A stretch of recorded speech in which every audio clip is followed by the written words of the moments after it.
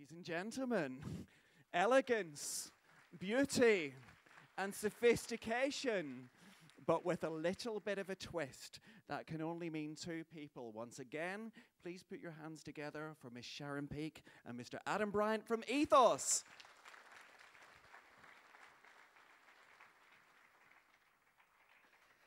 Ooh, good evening.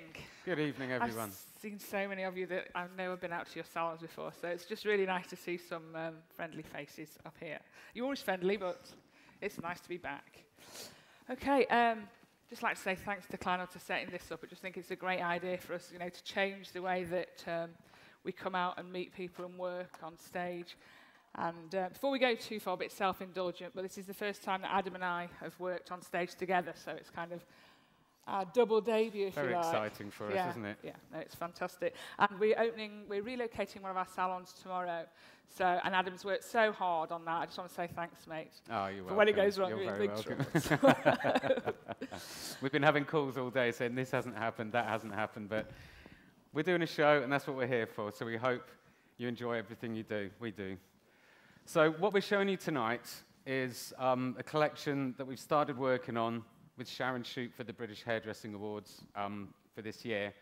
And it started off with the idea of a shape that you'll see in a minute, where you just saw the little cat ears, and developed from there, and we started working on this story of sort of human metamorphosis, and started referencing films, the very uber-stylized films from the 1980s, like The Hunger and Cat People, where people went through these strange metamorphoses, but managed to remain an amazing elegance and an amazing style with it. So that was kind of the idea of the whole collection. The shape I'm working on here was just something that happened when we took a long hair shape down and started moving it around, and it turned into something else, and it ended up looking very much like a cobra. So we decided, okay, we're going to do something that's a bit snaky and do a bit of a cobra shape. So the hair was prepped by using a technique that we use a lot, where we basically backcomb the hair, spray it with free flow, iron those sections through, all the way through the head. So it's like a little set, really. Then brush everything out.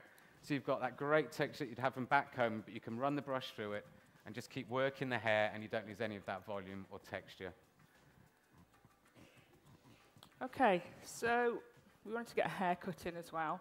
I hope you can see this. What I'm going to do is, and this is something that I've been out to some of the salons to do with you as well, and it's really sort of freehand cutting.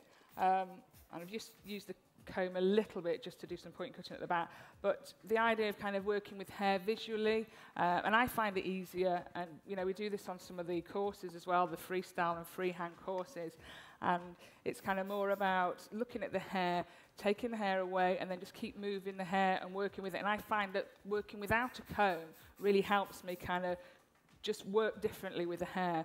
And we do quite a lot, on curly hair as well, and this is something that we've been working on in the salon. So sometimes clients will come in and they will have curly hair, and we'll actually start to cut the hair before it's even washed, because curly hair, if they come in and they're wearing curly hair and it's in the curls that they wear it in, then why not cut it like that? So we've started sometimes, only on certain types of hair, we're actually cutting the curls visually and then getting the hair shampooed and then maybe trimming everything, if we do want to take the ends off all over, and then just working with the hair afterwards. So we're working on it straight, but it's been a big sort of curl thing for us as well. So what we're doing here is just slicing hair away. We've got the other models to come back and explain. So I'm really just going to be sort of taking pieces and just working through them. So we're sliding the scissors over about an area of about, I don't know, it depends whether you're metric or not, but we say 4 or 5 centimetres. Okay, but the haircut that we've already put in is we wanted to get it. This is what we're doing in the salon, tighter haircuts. Not everybody's kind of ready for the more solid. We're doing a lot of that, but some of our clients want to move into those styles a little bit more gently, if you like. So we've got this kind of rounded shape, and you can just see, it's actually the graduation rounds up a little bit here. So it's only a subtle difference, but instead of being fluid and sort of dropping straight down into the sides, we're just tucking in a little bit. So when we dress this afterwards, and we're going to kind of have a little bit of the ears that Adam's explained, kind of back to that sort of wingy Jordan who used to be on the McLaren and Westwood scene. So.